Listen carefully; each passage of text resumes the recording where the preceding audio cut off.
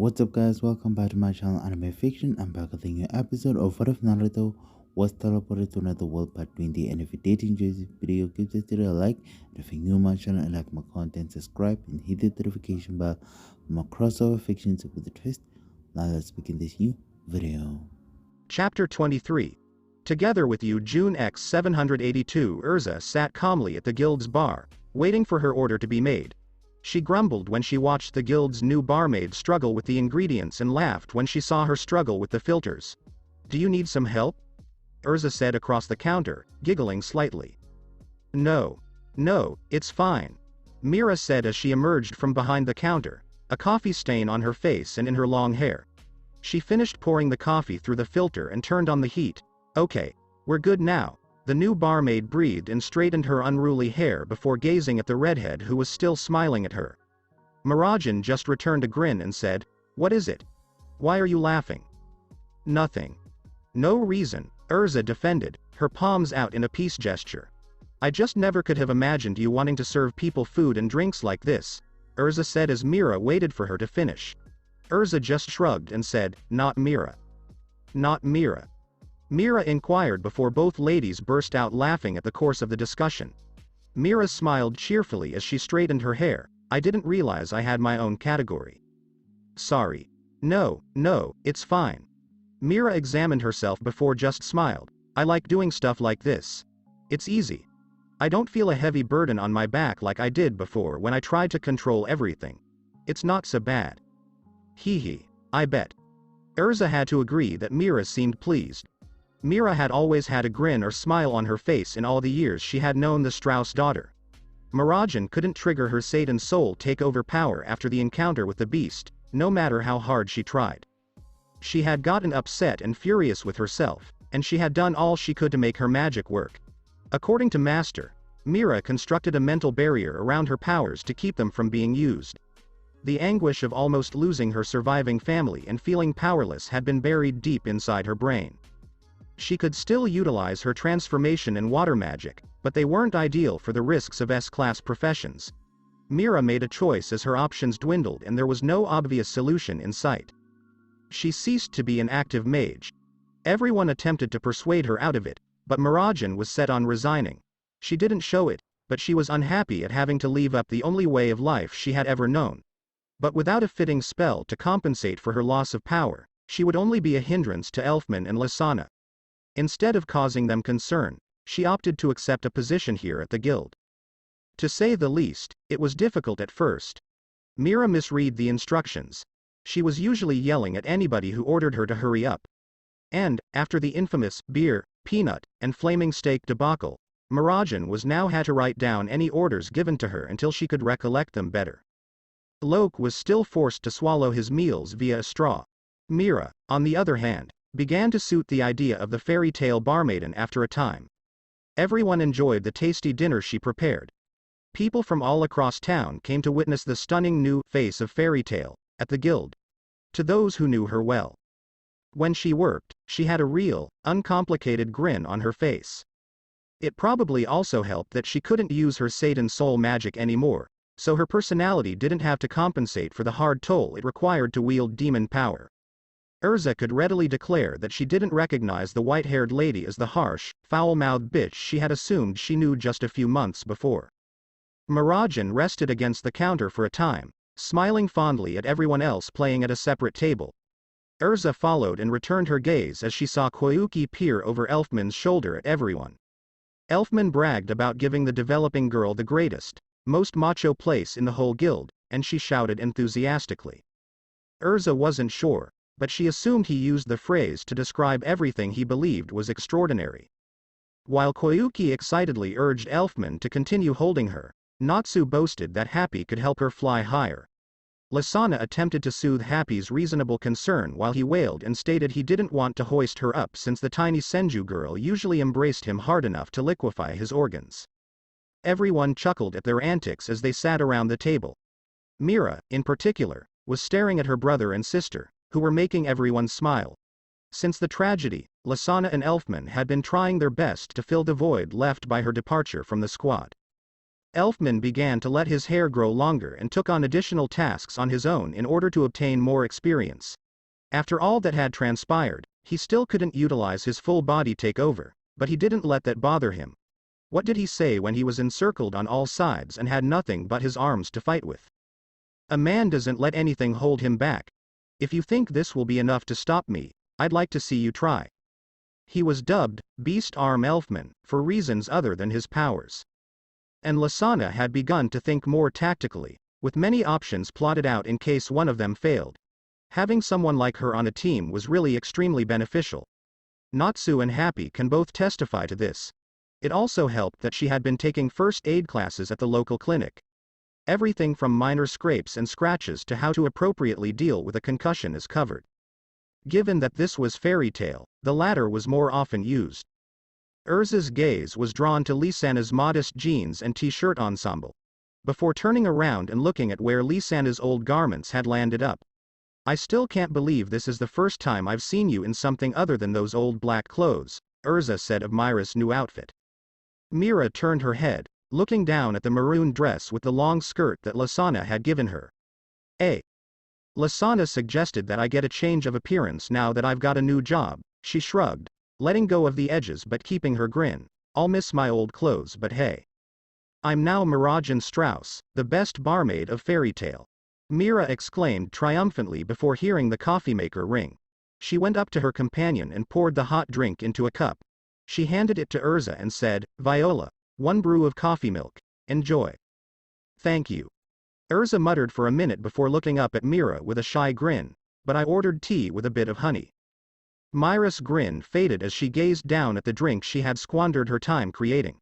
Damn it, she scowled, shaking her head and whispered, stupid coffee machine. I can work a stove. I can work an oven. But coffee's the thing that screws me up. Mira shook her head before standing straight again. I'll take that back if you want. No, it's fine, Erza responded, grasping the cup's handle. I could actually go for some coffee before I head back out. She grimaced and lowered the cup carefully before lightly caressing her right bicep. Mira saw Erza's temporary anguish and inquired, Hey, what's wrong? Are you hurt? Erza gave Mira a sidelong glance before shaking her head. No, I'm fine. She moved the metal plate out of the way to reveal a bandage wrapped around her upper arm. She shrugged indifferently at Mira. It's just a little cut. Something I got on my last job. Nothing to worry about. Mira gave the obstinate redhead a suspicious look as she discreetly examined her. The former S-class mage saw various patches of bandages and band-aids showing through Erza's armor holes. Didn't you just come back from an S-class job? Your third one in the last few days? She said as she began drinking her coffee. It's fine. I was just careless. It won't happen again. Perhaps you should take a week off. There's no shame in that. Erza shook her head. I'll be fine, Mira. There's a lot of work to be done and I feel like I can do it all. Erza stood up from her seat and smiled at the barmaid. Thanks for your concern, Mira. Mira returned the nod and grin. Her grin gradually transformed into a cheeky, devious smirk. Erza was taken aback by her expression and pulled away, saying, why are you smiling? It's never good when you smile like that. Bad things happen to people when they smile like that. Why don't you take a break after you finish your next job? Erza saw Naruto heading down the stairs to the second level with a smile on his face. He ran down the final 5 stairs and approached the redhead, taking out a request paper and said, Tada. Erza leaned back to read the lines and get a closer look at the request. Local thugs. Civilians were terrorized. 15k jewels as a prize. It takes about a day to get back and forth. That's all there is to it. Erza raised an eyebrow when she saw Mira peering eagerly between them. Okay. Why this job? She said, looking around the form and at the blonde. Naruto grinned and drew the shape away from Erza's private region. He held it up and said, because. You and me are taking this job together. WH. Huh. Erza said, surprised. Titania Attention. The next train will arrive in 10 minutes. We apologize for the delay caused by weather conditions at neighboring stations and hope this incident does not interfere with your travel plans. Repeat. The next train will arrive in 10 minutes. Naruto and Erza sat next to one another on the station bench.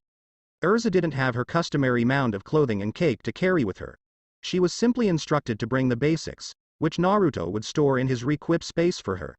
Hers was crammed with weapons, armor, and anything else she carried with her at all times, while his regular storage simply included a few guns and any necessary items. They were seated a little more apart at the time.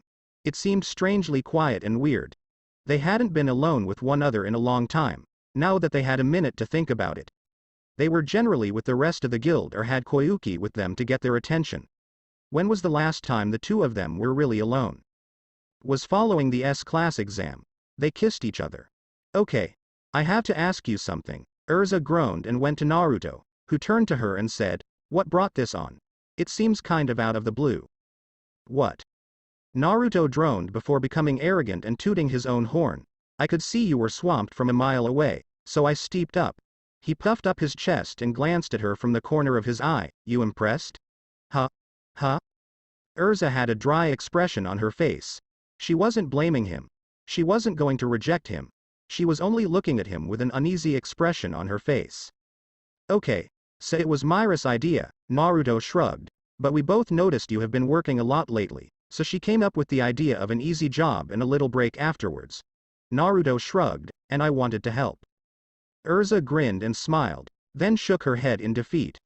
"I guess I can't argue with that." She crossed her legs, looking across to her pal. "So what's in store for our downtime?" Naruto remained quiet for a few periods before staring forward in thinking.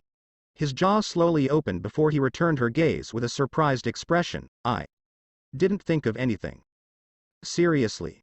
We only came up with this idea yesterday. Hee. Mira's gonna be so pissed." Naruto slouched in his seat, while Erza simply smiled at the situation. "What do you want to do?" he said, looking at her. Erza paused for a bit before humming. "Maybe we could get something to eat." She grinned. "Perhaps some ramen and cake." "Really?" Naruto said. "Do you mean that? Because that sounds great. I mean, I don't actually think ramen and cake go together, but now I want to try ramen and cake together." "Alright. After we finish the job, we'll go out and get some ramen and cake," Erza said, smiling. Naruto nodded, and they both agreed silently. Then they became quiet again as they left it hanging in the air. They both sat back down on the bench and waited for the train, which would come in just 5 minutes. Naruto got a gnawing sensation in the back of his skull and needed to get it out. "I need to ask you something," he said to her, turning to face him straight. "It's about something that happened the day of Damnation's attack." The subject truly astonished Erza. Because of all that had transpired, they didn't usually bring it up. "Before everything happened. You came to me before I left for a job and asked if I wanted to be a part of a team with you, and I said yes. That was more than a year ago," Naruto inquired, looking across at her. Erza blinked briefly before turning to the side in thought. She paused for a minute, recalling the plea she made in the middle of the street a year before. They were both overjoyed at the prospect of finally working together as a team. However, this was their first work together since then. What was different between then and now? "Everything," Erza said to Naruto. Naruto had to concede that she was correct. Damnation, as well as the ramifications of all that has occurred. Hashigi is gone. The aftermath of the council. Mahiro accepting the position to protect him. And their vow to care for Koyuki throughout her absence. They were not the same individuals they had been a year before. Naruto was quiet for a time before chuckling lightly. "Imagine how much carnage we would have caused if we were on a team. We'd probably bankrupt the guild," he said to his closest buddy. "Master would always yell at us. We'd never hear the end of the complaints from the council. Everyone else in the guild would never let us live it down. And it would have been so much fun." They both grinned before gazing across to where the train began whistling and the folks began to board. Naruto and Erza pulled themselves up and braced themselves for the fight. "You ready?" he said, looking across at her. "Alright. Let's go. Hash hash hash hash hash hash hash hash Titania hash hash hash hash hash hash hash hash." The abandoned structure on top of the hill served as a hideaway for Aster Town's goons, the residents of a gang of degenerates and delinquents who enjoyed disturbing the residents. The whole building was now filled with drunken fools laughing like hyenas as they relished the rewards of their most recent robbery. One of them sipped his drink before staring out the window at the gloomy clouds falling above. Hey! Looks like shit outside. Think we've got a storm coming. He whistled before screaming to everyone. So, why should we care? Can this shithole withstand a storm? Unlikely. It shakes when there's a light breeze. Then let's just go get some supplies in town. We've got it. A group of 3 said as they confidently made their way to the entrance. We'll get some wood or something, or better yet, we'll just get one of the workers to come give us some complimentary handiwork. One of them said back. Ha ha ha. Hey, make sure you get some beer, too. Aniki says he's running low. Yeah, don't worry. Bam, the door burst from its hinges, slamming the group of 3 in the face. They flew back and slid on the ground before collapsing on their backs with blank expressions and bloodied noses. Everyone in the run-down building stared at them in disbelief before moving their gaze to the now broken entryway. On one side of the picture, a red-headed lady in armor directed a severe scowl at each of them. Her long red hair fell over her shoulders, and a large bang covered her right eye. A grinning blonde in a black suit and a long dark cloak stood next her. His arms were crossed in front of him, and he was looking at them as if he expected them to attack. The redhead made the first step forward, looking around at everyone. We are mages from Fairy Tale. We were hired by the locals to put an end to your actions. She cried. Stand down now so we can end this peacefully. After her pronouncement, everyone became quiet for a minute. They all exchanged glances, before fumbling for bats, swords, and whatever other odd heavy thing they could use to strike them with. Erza groaned and shook her head, dissatisfied. I really thought they were going to stand down, she said to Naruto. Really? Naruto blinked in amazement as he gazed at her. Because this is exactly how I expected it to end up. It usually does for me. I'm honestly surprised you walked in with negotiation on your mind, he said, looking over to where all of the punks were scooping up their guns. Oh well. Erza summoned a bat from her requip and twirled it in her palm as several of them charged at her. I guess we do this the hard way. She dodged under a broad swing to her chest and dove around to smack the bat on 2 of her assailants' cheeks, sending them falling back unconscious. Peeved. More like the fun way, Naruto quipped before raising his left hand lazily and catching the blade of the person creeping up on him. Naruto returned the man's grin before tensing his fingers and severing the sword in 2. His grin evolved into a sneer as he effortlessly delivered a swift, weak sidekick into the belly of his adversary, sending him flying back into a table. Erza smacked a guy in the face before backing away from a pipe aimed at her head. She whirled around and shoved another guy away before seizing the hilt of a sword poised to slash her. She yanked the blade from the attacker's grasp before striking him between the eyes with the hilt. She then threw it over her shoulder so quickly that it became embedded in the wall as she hopped off one man's face and kicked another down. The thugs began to realize they were hopelessly outmatched by the Fairy Tale Guild's pair. This sucks. They're way too good, they said to each other. What are we going to do? I don't know. Pay him off. Achieve? We even have the resources to achieve that? How much would they pay to get us in? 10 million? 20 million? Naruto paused from headlocking one of the attackers to gaze over to the little group, shaking his head. No, the village only gave us roughly $15,000 to stop you. The struggle came to a standstill as the goons stared at the blonde in surprise, stuttering, seriously? Yep. Only. $15,000. 15,000. Wow. That's really disheartening. Well, you can't expect to earn a large bounty unless you work for it. Erza paused her entire curb stomping of the lesser guys and gave them a hard stare, yelling, if you want respect and recognition, you have to work for it. Put forth the effort. Bleed to get it. Nobody can ever expect anything to come to them without first working for it. She waved her bat towards a bunch of them, saying, if you want to prove yourselves, rise up and charge. After Erza concluded her stirring speech, everyone became silent for a while, so quiet that you could almost hear a cricket chirping. She is correct. We were too foolish to think we would be recognized just for harassing some old people down in the village, one of the lads sobbed. Idiots. We're complete morons. Thank you for showing us how incompetent we have been, madam. One of the previously knocked out males pushed himself up on trembling arms. A goddess has guided us. She's a queen. May we address you as Ansama? We would be delighted. Simultaneously, the majority of the weak-willed men bent their heads towards the lady who had been kicking their butts, saying, "Thank you, Ann-sama." Naruto felt perspiration drop down his neck before saying dryly to Erza, "Erza, please don't motivate the guys we're trying to beat up." She shook her head, "Sorry, I got a little carried away." Ann-sama. Everyone turned to look over to where a door opened and a large man stepped out from behind, almost a foot taller than everyone else in the room, with a large bear tattoo on his face and his shirt ripped up to show off his large muscles. He cracked his knuckles and glared at all of his subordinates. "You know you guys only have one boss, right? Aniki. We apologize, Aniki. We stumbled for a second. These guys just barged into our base and began destroying everything. Please assist Aniki." Naruto glanced up at the leader of the gang as the punk under his armpit wriggled his way out and fled away. The huge guy made his way up to the whiskered mage and scowled down at him. "So, it was you who's been causing my boys trouble, huh?" "Yep, and I'm here to kick all your asses," Naruto gleefully replied. "We apologize for the inconvenience." The enormous guy wrinkled his brow and snarled, "You know, I don't like smartasses. Then you're going to despise me." The large thug didn't waste any time in swinging his fist at the blonde.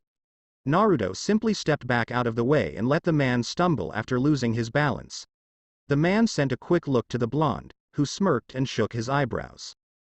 The boss decided to catch him off guard with a quick kick, but Naruto simply raised his foot and stopped it in place, hissing and bouncing in place, rubbing his leg in pain. What the hell was that? The little blonde bastard barely raised his leg and it was like kicking a lead pipe. He cautiously reset his foot on the ground before pointing at the blonde and saying, Ha ha ha, it's not for nothing that they name you a fairy. Are you too afraid to take a blow from me?" He laughed nervously as he tried to boast, "You're smarter than you appear." Naruto cocked an eyebrow at the guy's challenge, sighed, and stepped forward until he was just a foot away from him, then challenged the bigger man. "Okay, I'll give you a hit. There is one free hit. Will you then stop whining?" Before a vein began throbbing in his brain, the boss gazed at the young man in disbelief. This tiny bastard was making fun of him? Saying he would take a punch from him? He was like a brick wall and this little guy was skinnier than a twig. Ha! The boss wasted no time in hitting Naruto across the face, using every ounce of muscle he could summon to put this small guy in his place. He paused after punching him. "Oh! Ow! Ow! Ow!" The massive thug yelled as he struggled to remove the dreadful stinging sensation from his fingers. Shit! It was like pounding a steel wall. What was that small man eating? Erza approached Naruto, who was standing there indifferently after injuring the enormous man's fist with his cheek, and said, "You okay?" "No, I'm fine." "You? No problem," she said, motioning to the guy who was blowing on his hand. "Do you mind if I take over?" Naruto extended his hand and said, "By all means." Erza stepped closer until she was right next to the enormous guy, who glanced up from where he was attempting to massage his hand and over the lady, sneered bitterly. "What now? Is the girl going to attempt to solve this?" "Ha!" Erza kicked him in the jaw and sending him flying back till he smashed into a table, where he lay unconscious while all of his followers gazed at the armored lady in disbelief. She shrugged her shoulders and said, "Anyone else?" They all downed their guns and raised their hands in surrender, vowing never to argue with her again. "Hey, they're learning," said Naruto, clapping his hands. Hash hash hash hash hash hash hash hash Titania hash hash hash hash hash hash hash hash. "Now, fortunately, none of you have caused too much trouble for the citizens," Erza said gently. "You'll just be locked up for a few weeks. Use that time to reconsider your decisions and emerge a better man. Is that correct?" Ann-sama, yes. Dozens of criminals roared as they saluted the redhead, despite the fact that their hands were chained together. Ann-sama, I'm sorry I used such a derogatory term with you before, the group's supervisor, now wearing a massive bandage over her chin, bent down towards the young lady. "I'm not sure what hit me." "It's all right. It happens to the best of us," Erza remarked as she softly patted his shoulder with a sympathetic nod and turned to walk away. "I hope you all learn from this experience." Officially, Ann-sama. The thugs were escorted to the local prison by the police as Erza glanced around the village applauding Naruto for his assistance, smiling as people began handing him money, food, and everything else they could provide. She watched as everyone in town flocked around the middle of the clearing. Except for one elderly lady who remained off to the side and maintained her gaze on Erza as if she had just seen a ghost. Erza was unsettled by the look she was receiving and decided to move up to the rest of the gathering. "Thank you very much, young man. Oh, I knew we could rely on a fairy tale mage to fix our situation," one guy remarked as he quickly shook Naruto's hand. "Aw shucks, it was nothing," Naruto joked, scratching the back of his head. "We just followed your instructions. Please allow us to make amends. Perhaps we can boost the award for your efforts." Naruto's ears perked up as he smirked, and he chuckled, "Well, if you insist. Thank you for the kind offer, but we couldn't possibly take any more from you than you had already specified in the request." Erza pounded the back of his head as she halted the greedy bargain. "Is that correct, Naruto?" "Yeah," Naruto said, rubbing the discomfort away. "Sorry. Please make yourself at home until you're ready to leave." Naruto and Erza both nodded as the elderly guy walked away, taking in the little town's various stores, restaurants, and other establishments. Naruto asked Erza, "Hey, do you think we can eat here? Perhaps they have what we're searching for." "Maybe. Eating now would be really handy. That way, we can do something else," Erza said as she observed all the businesses. "I'm interested in seeing what they have for sale." "Great. Let's have a look around and, excuse me, but..." They were stopped by a group of several young guys their age holding something behind their backs, all of whom seemed uncomfortable and agitated. "Yeah?" Naruto said, turning to face them. "Are you truly a member of the Fairy Tale Guild?" "Yes, I am. So, do you know, like, all the other guild members?" "Yeah." Naruto was a little worried since these individuals gave him strange goosebumps, so he nervously inquired, "Why?" "Well, we were wondering if After a few pause, they all produced something from behind their backs. A bright, colorful magazine with strong text and a gorgeous white-haired girl on the cover smiling cutely. Mira was the one. "Are you familiar with Mirajan-san? Fairy Tale's poster girl. The New Age's goddess. The newest rookie on the cover of Sorcerer's magazine." Oh, these were Mira's admirers. He recalled that last month, some people from the magazine came to do some interviews with the guild, and they had questions for everyone in the guild and took a few photographs, and then they noticed Mira behind the counter. They were intrigued in her and asked if she wanted to be the cover girl that week. Mira considered it for a while but decided there was no harm in doing a few poses. She was merely going to be on the cover and use an innocent image of her standing to be in the centerfold. Until it surpassed the previous sales record. Mira's new job as a barmaid apparently drew the attention of every desperate man and woman who bought the magazine. She was subtle, but she drew their attention.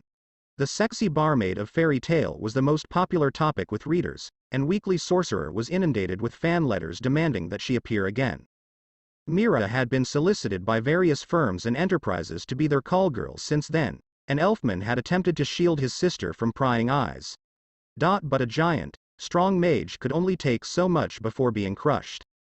And, in order to support Mira in her new job, the majority of the guild's members purchased her issue. Naruto is one among them. Of course, they weren't going to tell anybody else in the guild they'd purchased it. They didn't have the guts to tell everyone they knew they purchased a magazine with half-naked females. Naruto took great care to conceal his mags under his bed, in a plastic folder. He didn't want to take any chances. "Yeah, I know Mira," Naruto said, nodding his head. They all screamed with delight. "Do you have her contact information?" They surrounded Naruto. "Could we get her address so we can send her gifts? What's she like in person? I bet she's like a delicate princess who doesn't know how regular people do everyday activities." No, I bet she's the type to step on you and call you filthy. I'm sure she likes to dress up and address everyone as master. She appears to be the respectful type, and she does obey every command she's given because that's how a maid acts." Naruto was taken aback by these vigorous supporters. They began making wilder and stranger assumptions about Mira's personality.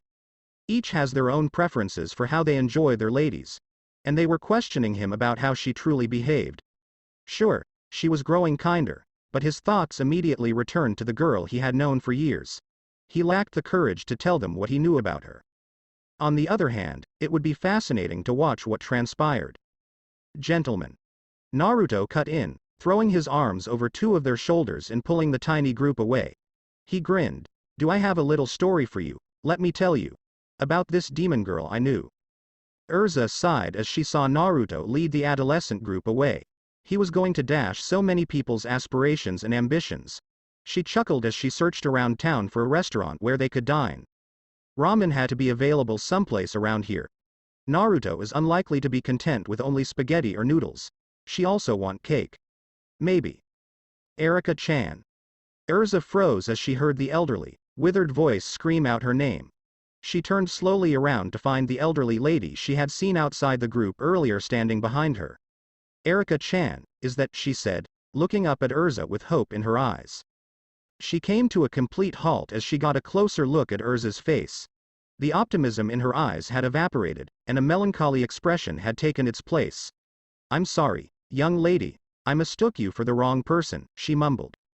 Erza stood there watching as the small lady began to walk away. Erza's thoughts turned again as she fought the want to keep the elderly lady in her sights. Wait, she said as she stretched out. Erza-san, the previous elderly guy approached her, on the subject of your payment. Please go talk to the blonde man I came with, Erza said, pushing past the man and chasing after the small, wise lady. Excuse me, she said as she came up to the old lady. Yes, said the lady back to Erza. You called me someone just now, right? Erika. Is that what you said? The lady nodded with a sorrowful expression on her face. Yes. I'm sorry, child, it's just. You look remarkably like this young woman I knew some time ago. She. Erika Santo, right? Erza said as the old lady stared up at her in awe. I look like a woman named Erika Santo. That's who you thought I was, right? Erza placed her palm to her breast. How did you know? Blinked the elderly lady, surprised. Erika Santo was my mother. Erza swallowed her fear and steeled herself. For a brief period, the woman's eyes widened before she covered her mouth with her hands. I remember. Erika-chan and Kazuya-kun, they had a little girl. A baby they never left out of their sights. Her tears welled up. Yes. Yes, that's me. Erza got down on one knee to properly address the old lady, smiling. I'm Erza. Erza-chan, the elderly lady murmured, her wrinkled hands on Erza's cheeks. You're the spitting image of Erika-chan. Oh God, I feel like I've stepped into the past, she said, taking a minute to examine the young mage. Erza couldn't believe what she was seeing. The lady in front of her knew her parents in some way. She didn't sure what to do, so she softly rubbed her face with her palm. How are your parents? I haven't seen them in a long time, the elderly lady gasped out. Erza's grin faded as she shook her head and glanced down. I'm sorry, she said to the lady, but my parents died a long time ago, when I was still a child. Oh. You poor thing. She wheezed as she grabbed Erza's shoulder and gave her a sympathetic look. I am so sorry. Your parents were kind and sweet people. I remember how they always smiled and helped everyone else in town whenever they could. She smiled fondly as she remembered the young couple. They were so kind. I hope they can rest in peace. Erza smiled as she overheard the lady speak so warmly about her parents. She read from her father's notebook anytime she needed advice or wanted to reflect on what they were like. But hearing how kind they were from someone who knew them made her heart throb with pride. I'm sorry, she said, holding the elderly woman's hand, but may I ask, how did you know my parents? Oh, I was one of their neighbors. I lived right across the street from them. Erika-chan always helped me around the house if I asked for it, and Kazuya-kun helped cook meals for me whenever I was feeling weak. Your father was an excellent cook. Your mother? Hee, not so much. Erza laughed as she heard the elderly lady make a joke about her mother's culinary abilities. Her eyes widened as she gazed over the town. The town, the one you all lived in, is this it? She asked the elderly lady. She gazed at Erza before shaking her head slowly. I'm sorry, child, but that town was attacked many years ago. By a horrible group of men. They burned down many of the homes and kidnapped most of the people living in them, she said sadly, shaking her head. Erza's pupils dilated in dread. Oh, she said, looking down. Yes, they were a group of men kidnapping young men, women, and children from the streets, saying they were going to use them to resurrect someone. The elderly lady strained to recall the name that had been said so many times that night. She paused for a time before remembering. A man named Zarif. Erza's glum expression gradually transformed into one of shallow rage. All these years. All these years. And those creatures from the tower were still causing havoc. Erza hoped she could teach them all a lesson once again, but this time she was more skilled at inflicting agony. But there was nothing left to despise. Just a terrible recollection. The elderly woman shook her head sadly. It was such a tragedy. There weren't many of us left after the night was over. Some men and women came out of hiding from them all night. They didn't take many of the elderly, so I was tossed out with the garbage. And some children managed to hide away while others were being taken. As she took a deep breath, Erza felt some of her rage fade. I'm so sorry for what happened to your village. I wish I could have seen it for myself, she said to the ladies. If you really want to.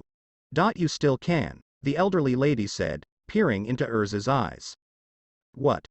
There isn't much, but the town might still be standing after all this time, the old woman said, pointing to a small mountain range, and that's why I came here. So I wouldn't be too far away from what happened.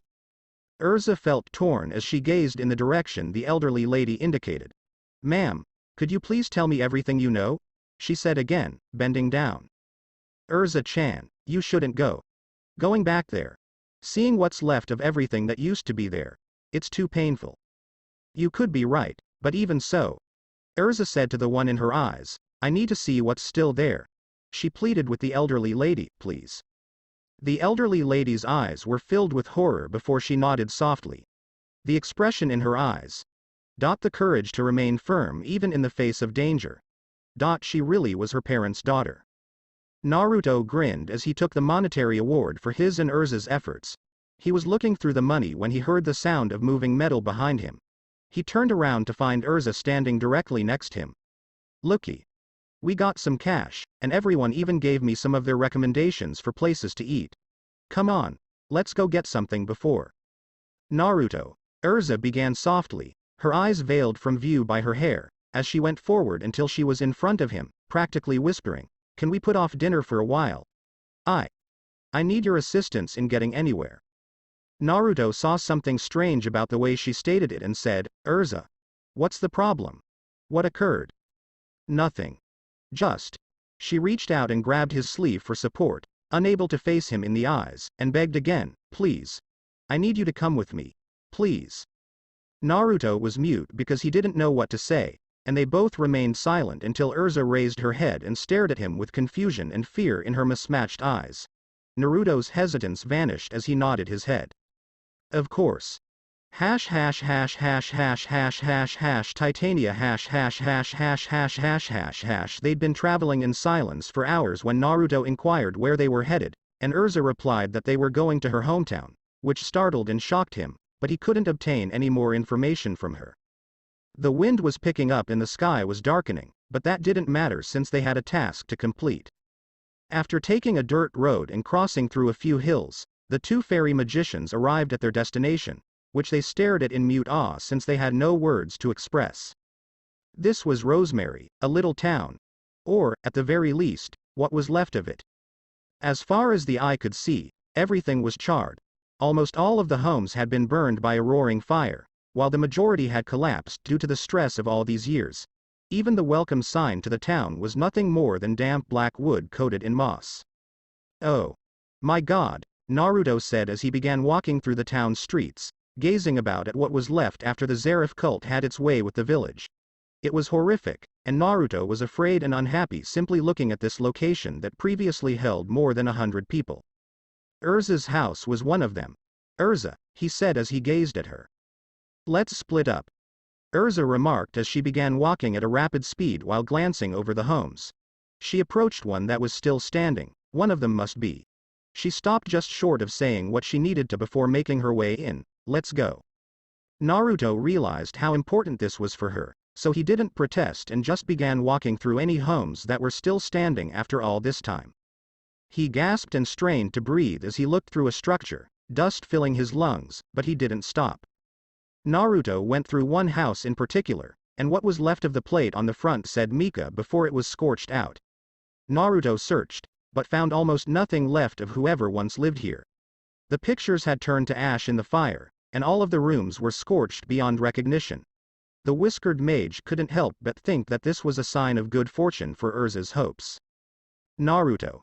Naruto perked up and exited the house, looking over to see Erza standing at the door of the house right next to this one. He walked over to her and looked at the house she was standing at, which looked exactly like every other house they had been searching through for the last 30 minutes, but she was looking at it like. "Do you think?" he said, looking at her. Erza gazed at him, unsure, before gulping and carefully pushing the door open. The two mages entered and looked around, passing by a pair of worn-out couches and chairs. The dinner table had fallen apart after most likely a decade of neglect, and there was shattered glass and broken metal everywhere they looked. Erza began making her way into the back hallway as Naruto looked around the living room some more. When he realized he had walked in some glass, he took a step back, and then leaned back when he discovered something hidden behind a coating of dust and splintered wood. Erza moved carefully into the back corridor since there was nothing she could observe or identify, and she made her way to a door that was slightly cracked open, which she gently pulled open. It was a toddler's room, with broken toys and burned-out books all over the floor. Erza gently made her way over to a little bed on one side of the room, which was broken and coated in dust and ash. But there was one thing she did notice. Erza leaned down and grabbed up a little, worn red blanket that lay on the old bed, dusting some dirt off it and clutching it between her fingers as she closed her eyes. The image of a chubby little red-headed baby sitting on the floor playing with toys as she giggled happily played in her head as the door opened and a couple slowly walked in as Erza smiled. The woman sat behind the baby girl and cuddled her closely as the man sat across from her and played along, both smiling at their baby girl as she laughed at the attention she was getting. This was her space. This was her residence. There wasn't much left of it, and no one could call it a true house anymore, yet here was where she grew up. Erza opened her eyes again and looked at the little blanket she had always kept with her as a child, holding it to her forehead and smiling before placing it back on the bed. She slowly began walking out of the room, looking around at where she grew up, closing the door and walking away. She returned to the main room and noticed Naruto playing with something, looking up at her as she took a deep breath, and nodded. "This is it. It's all right now. I can't think of anything else that sticks out, so let's go."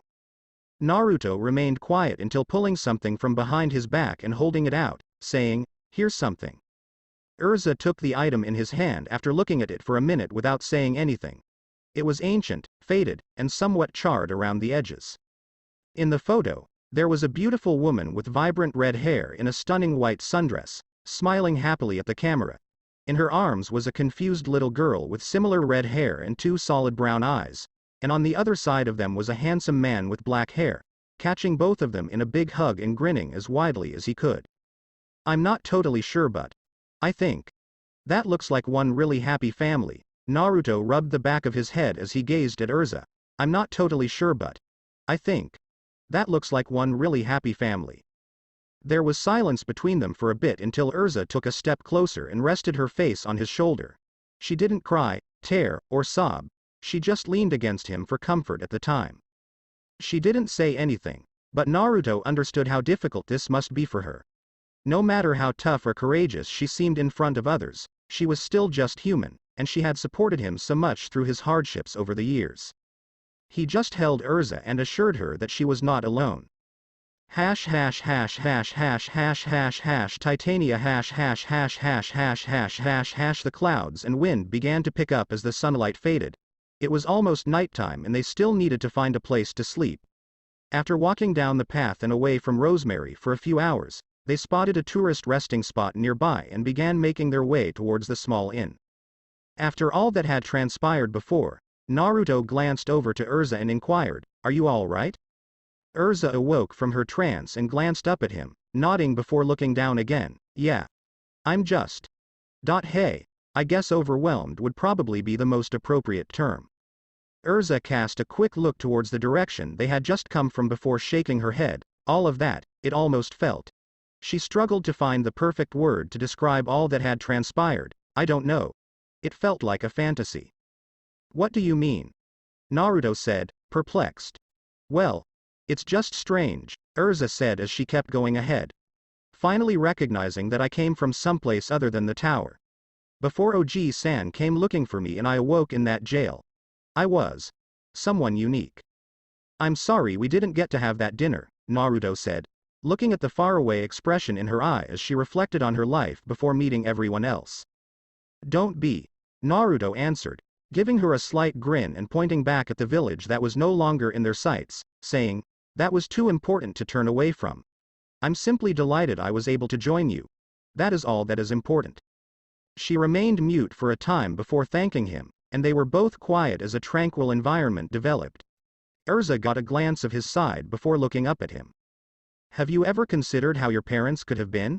Well, yeah, of course I've thought about it, Naruto said after being taken off guard by her inquiry. When I don't have anything else to do, my mind wanders and I wonder, who were they? What were their personalities like? What happened to them that caused them to abandon me in Danza's care, and if they really wanted me? Erza couldn't help but feel sorry for Naruto's situation.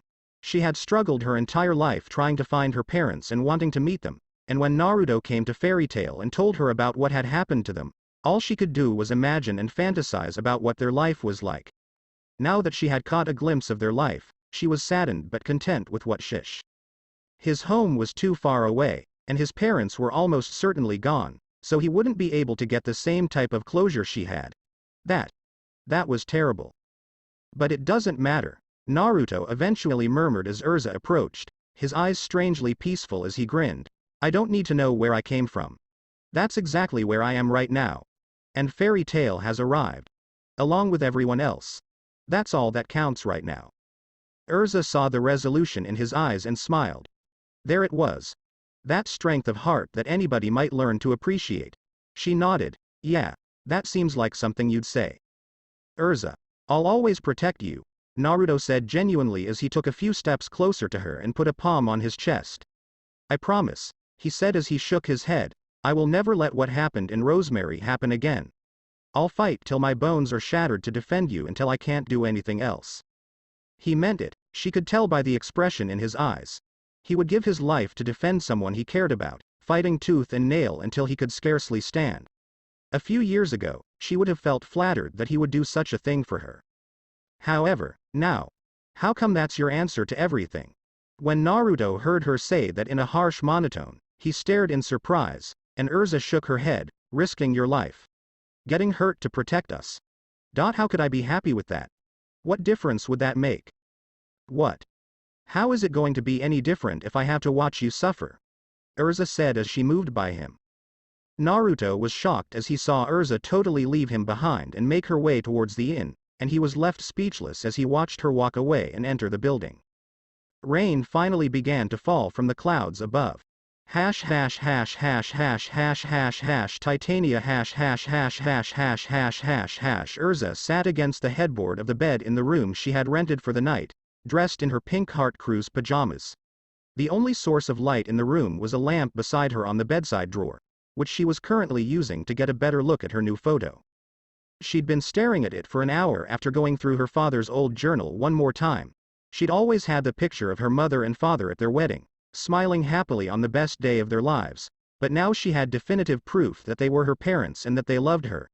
It was sad and happy all at the same time.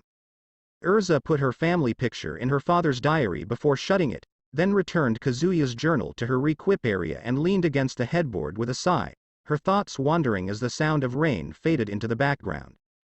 She felt bad about leaving Naruto alone like that. She didn't want to leave their conversation hanging in the balance, but she was so upset at the time that she didn't want to talk with him. But after sitting here and allowing herself to calm down, she realized that Naruto didn't deserve any of that, and she was going to apologize to him when they left the inn and headed back home. But she couldn't do anything now, so she sat back and took another book from her requip spot, intending to read for a few minutes before clocking out and sleeping. Knock, knock, knock, Erza. Are you present? Erza, please tell me this is your room because this is the 5th one I've tried already, Naruto said as she dropped her book and turned towards her door, where she heard further banging. Everyone else at the inn is furious at me for waking them up. Erza stood up and went over to her door to pull it open, while Naruto stood on the other side, shielded from the rain by the little patio that ran around the whole building. They exchanged silent glances. Hey. Hello. We need to speak, Naruto remarked. Are you furious with me? You're upset because of something I said previously.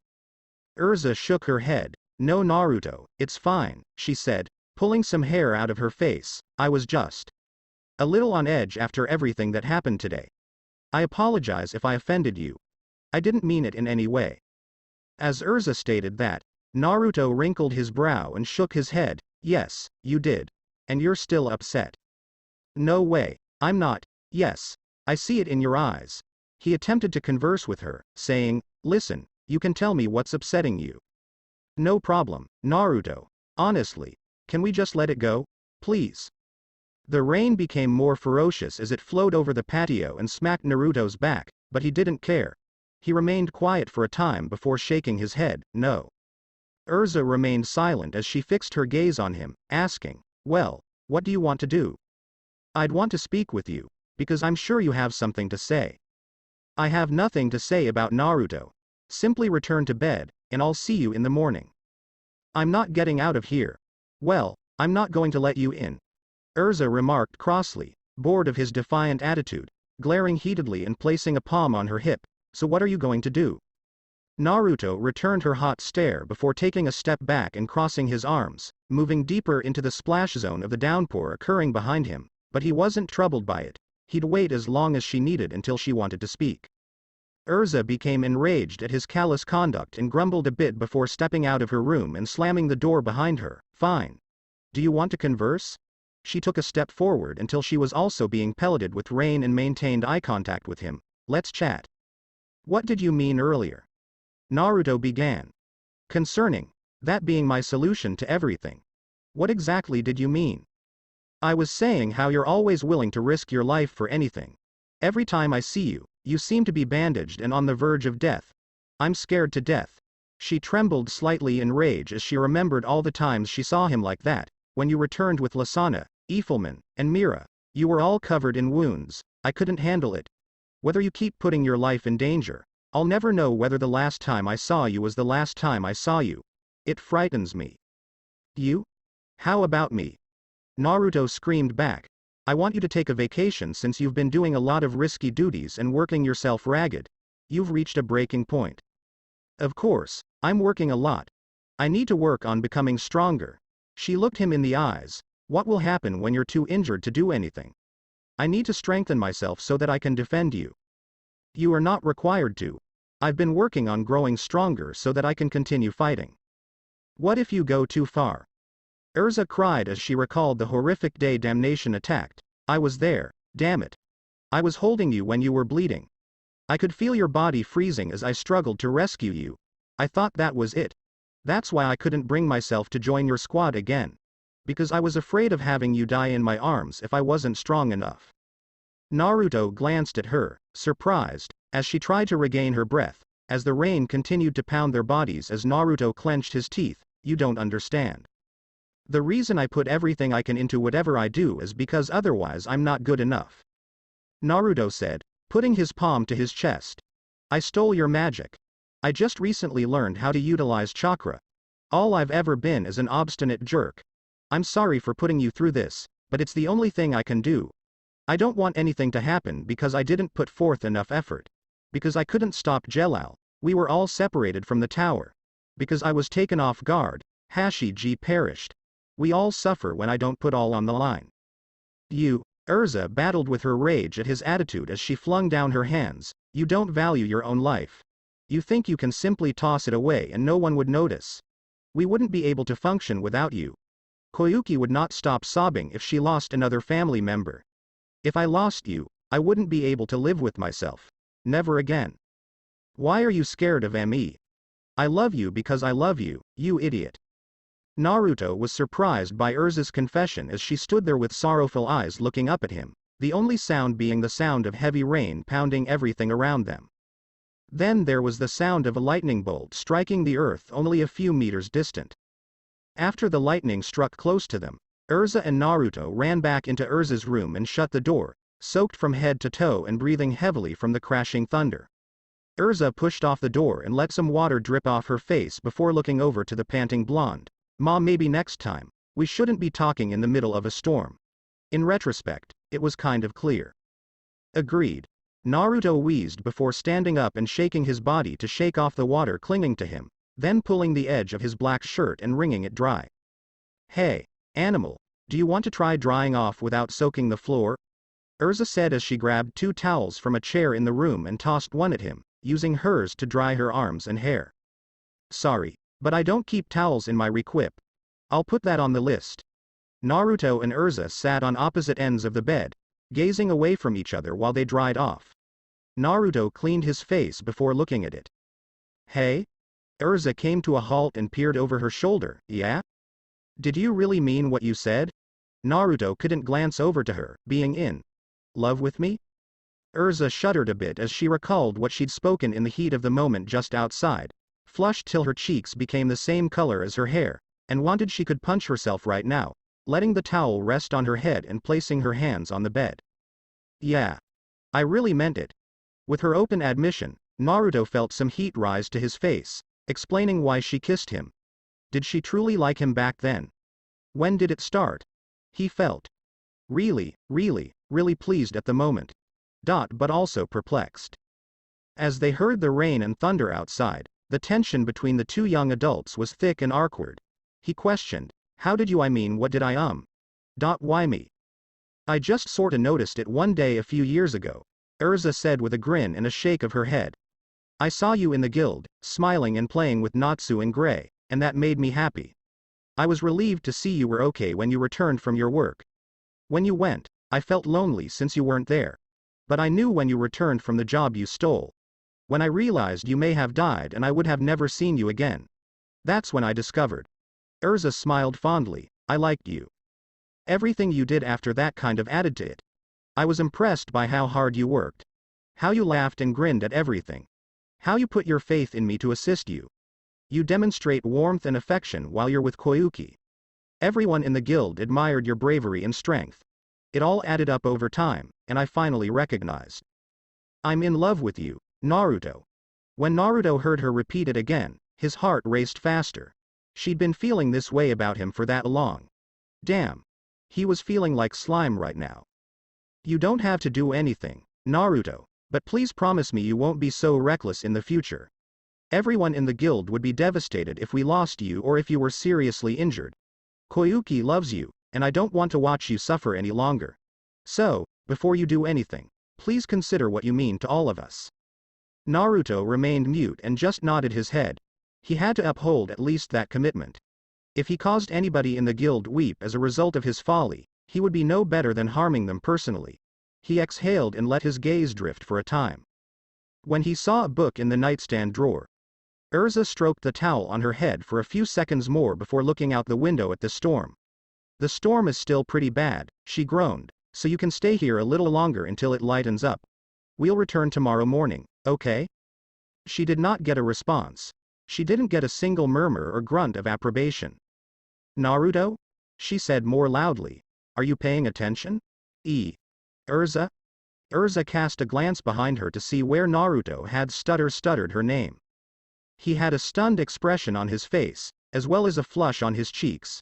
What the hell kinda stories are you reading, pervert? He said as he flipped the page of the book. When Erza spotted him looking through her guilty enjoyment, she grimaced and felt her face flame a little hotter.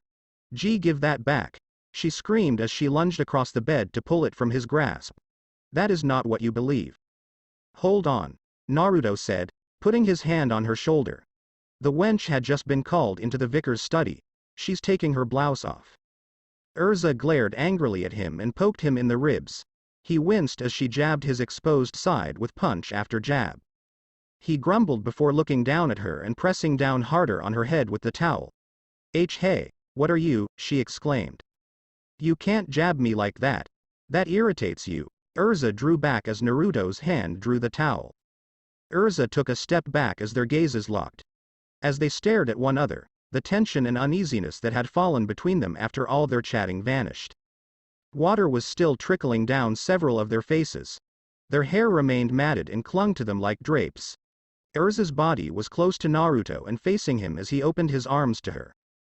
After being saturated with rain, their garments were sticking to them.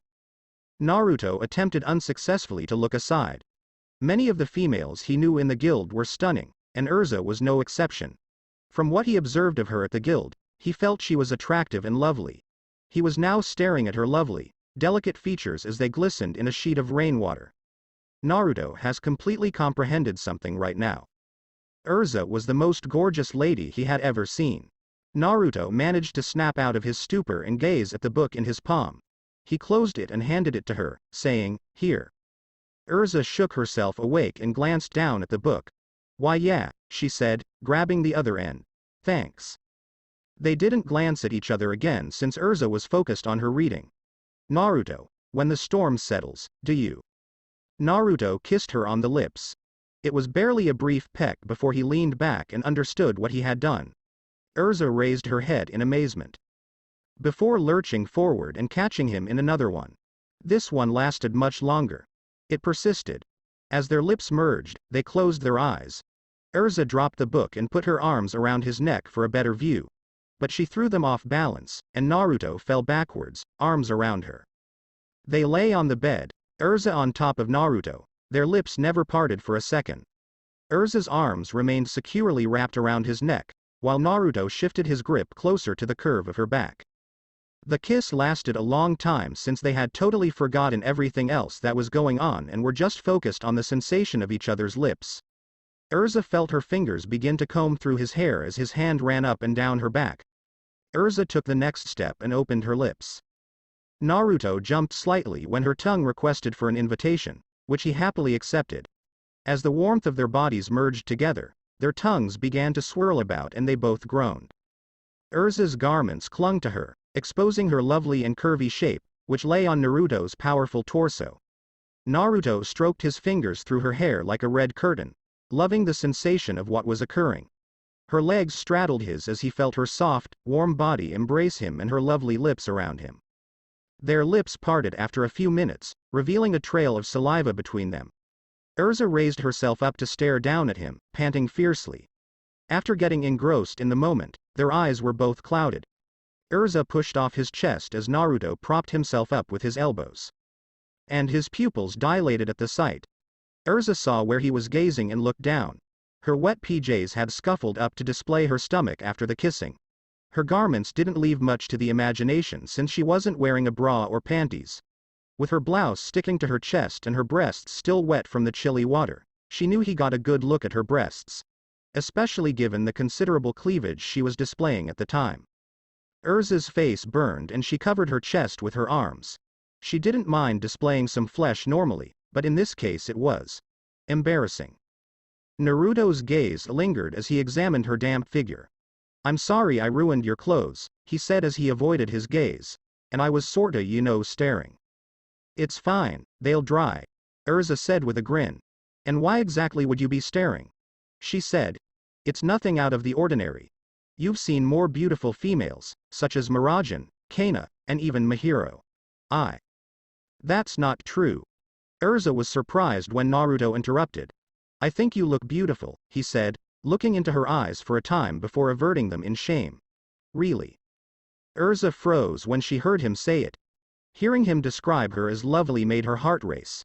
She gazed down at herself for a time before returning her gaze to the guy she loved. She dropped her hands and pressed the lowest button.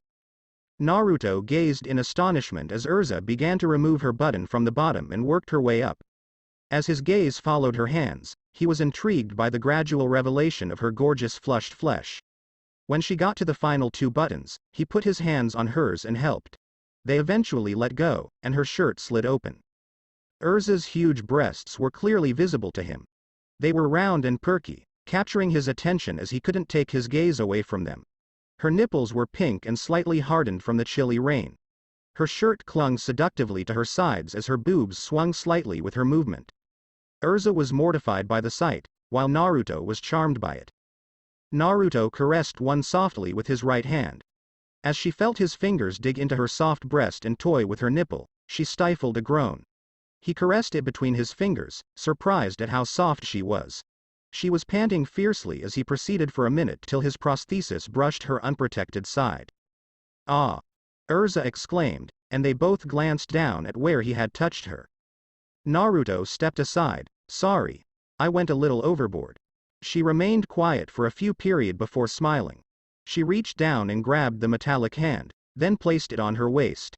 She shuddered slightly, and Naruto gave her a worried glance before laughing it off. It's colder than I thought. But it's all right. Naruto's heart beat faster as he saw her grin before returning to fiddling with her boobs. Erza gasped and murmured gently as he began to accelerate. Naruto heard her joyful moans and wanted to pursue her further. He leaned down and sucked the other breast into his lips. Ah! Erza couldn't help but groan as she felt Naruto's tongue glide over her nipple and areola. She threw her arms around his neck, drawing him closer to her chest as she became more and more in love with him. Naruto swallowed her breast while toying with the other one in his palm, holding her close by pressing his hand against her back. Erza exclaimed as the pleasure continued to sneak through her thoughts and take over her head. Naruto released her breast with a loud snap and began kissing up her chest. As he approached her neck, he left little scars on her lovely skin. As he began to knead and kiss her neck, he pushed her hair out of the way. And Naruto. Erza groaned as he gently licked her neck. She leaned back to kiss his ear after looking at his head. This piqued his interest long enough for him to back up and seize her lips. They kissed passionately as they yearned for each other. Naruto's hand released off of her breast and went down to cup her butt. Erza released her grip on his neck and began to lift his shirt. They were separated for a brief while as they both attempted to remove Naruto's damp shirt. Erza flung it to the side as soon as they pulled it over his head, before grabbing onto him again and crushing her sumptuous breast against his steely body. As their emotions took control, the two young adults fought for supremacy with their tongues. Naruto took off her PJ top and began slipping her trousers down her shapely thighs and legs. Erza fiddled with his trousers buttons and zipper before gripping them with his underpants and yanking them off. They recognized something once they had removed everything and separated for long enough to gather their breath. In bed, they were both nude. Naruto and Erza remained quiet for a bit because they couldn't look each other in the eyes. Before anything went awry, the whiskered blonde grabbed his crotch and nervously smiled. I think we might have gotten carried away. I'll head back, and Naruto peered over the side of the bed, looking for his clothing. Erza stopped him by placing her palm on his face and shutting him up. She sat up and moved forward until she was straddling him. Her arms were curled over his neck, her breasts on his chest. She could feel his erection against her thigh as she smiled seductively at him. He paused for a beat before saying, "Are you sure?" Erza just nodded before lowering his penis and connecting it with her vagina. As she closed her eyes in agony, she dropped her hips and felt him penetrate within. She fought for a minute before lowering herself and cramming more of Naruto's penis into her. Ah! Erza screamed in agony as she felt him penetrate her. It was quite painful for her to have anything like that inside of her. Even though she no longer had a hymen, inserting anything like this inside her body hurt. Erza. Why yeah. I'm all right. Erza moaned as she struggled to adjust to the feeling of having him within her. It's different from what I read, she said with a faint smile. Very distinct. Books that tell lies. Erza needed a minute to prepare, so Naruto embraced her tightly. And he did as well. It took all of his effort not to simply stay there and move as much as he could. Because the instant he entered her, she tightened her grip on his penis in a way he'd never felt before. Erza's insides felt warm and velvety, and all he wanted was to keep going with them right now. He felt bad knowing she was in agony, so he gave her a minute to acclimate. Erza leaned back and nodded after a few seconds. Oh okay. Let's get started. Naruto clung to her, pulling out and pushing back in. Erza frowned at the action, but Naruto continued.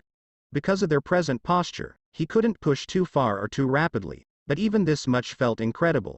He tried to remain calm, but he felt like he may collapse at any minute. The unpleasant sensation began to fade as his dick began to move more and more. Erza felt the horrible feelings within her vanish as Naruto moved through her. As she felt his cock brush against her clit, a sensation of ecstasy gradually took its place.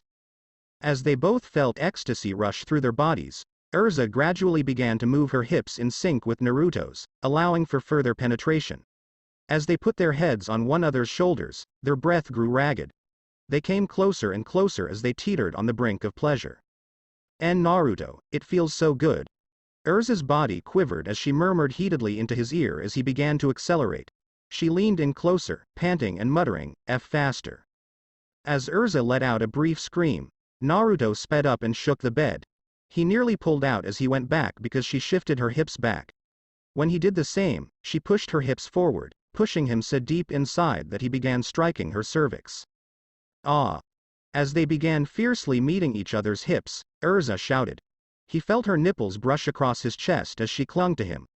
All of these elements were driving him crazy because all he wanted was to hear her repeat his name in that husky voice. "Erza," he said into her ear. "Hold on tight. Keep going." He kissed her neck and made her buck before releasing her and whispering in her ear, "Say it. Come on. Erza, say it." "Naruto, it feels so good," she sighed. "Don't give up. Oh, please don't stop," she shrieked as she tightened her grip on him and drove their hips together. "Harder," she said to his ear. "Work harder." Naruto paused for a second before clamping his hands under her buttocks and lifting her up. He turned and placed Erza on her back before grabbing her hips and pulling her back and forth. "Ah!" Naruto panted as he yanked back and forth on Erza's hot pussy. She clutched his dick hard, feeling him fill her up and send a surge of ecstasy through her body.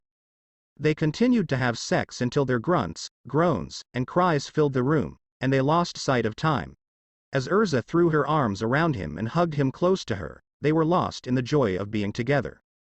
Naruto felt something move in his stomach and stared her in the eyes, saying, Erza, I'm gonna come. I'm cupping." "Me, too. I'm going to come Naruto.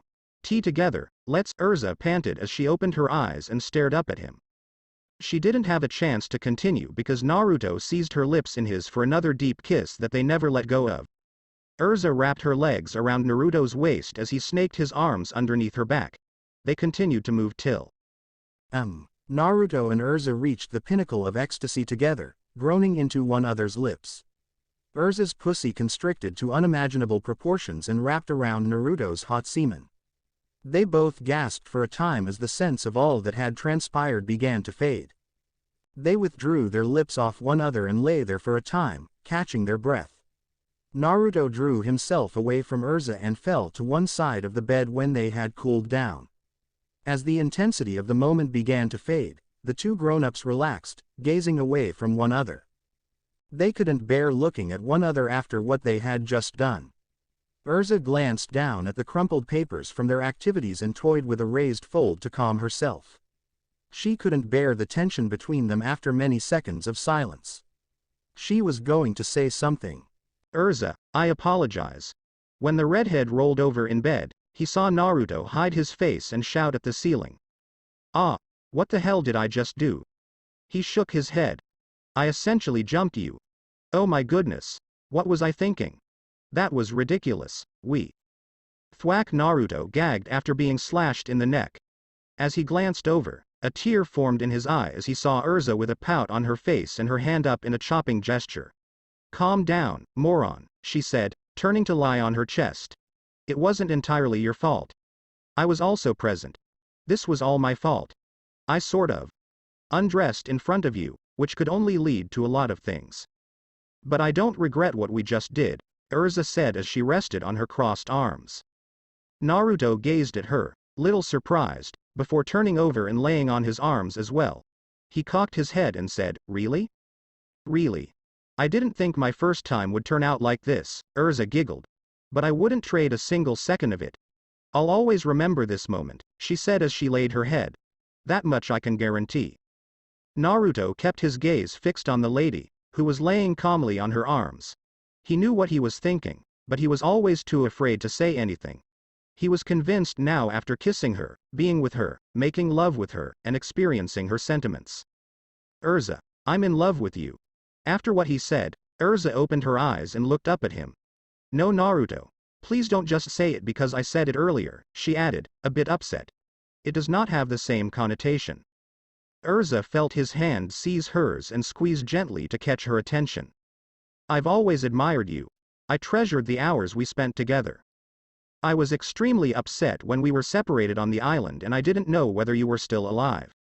I tried all I could to locate you and see your face again. I was so pleased to see you again that I couldn't believe it was true. You welcomed me into a house and a world I never imagined I could live in. You were there for me when I was terrified or couldn't go on.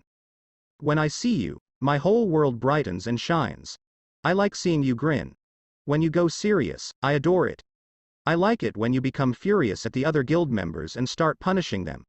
I like your starry expression as you eat strawberry cake. I like your cheerful demeanor while you're playing with Koyuki or conversing with Mira. Because I stared up her skirt, I fell in love with that young girl who hit me in the head. And I'm still smitten with the lady she's become. You mean the world to me, Erza Scarlet, he said with a smile. And I'll adore you till the day I die. She couldn't say anything. Erza saw the truth in his grin and the significance of his words. He meant every word he just uttered. And he was dead serious. He was madly in love with her. Erza's breath caught in her throat, and she felt something moist develop in her eye. She lowered her head down, her face flushed from ear to ear. Geez, how the hell can you just say that so easily? She grumbled. When he watched her panic out, Naruto laughed. Because I'm saying it to you, he simply grinned. And I felt compelled to tell you the truth. He smiled joyfully as he heard her sigh, knowing she knew what he was trying to say. Erza raised her head and kissed him on the lips quickly.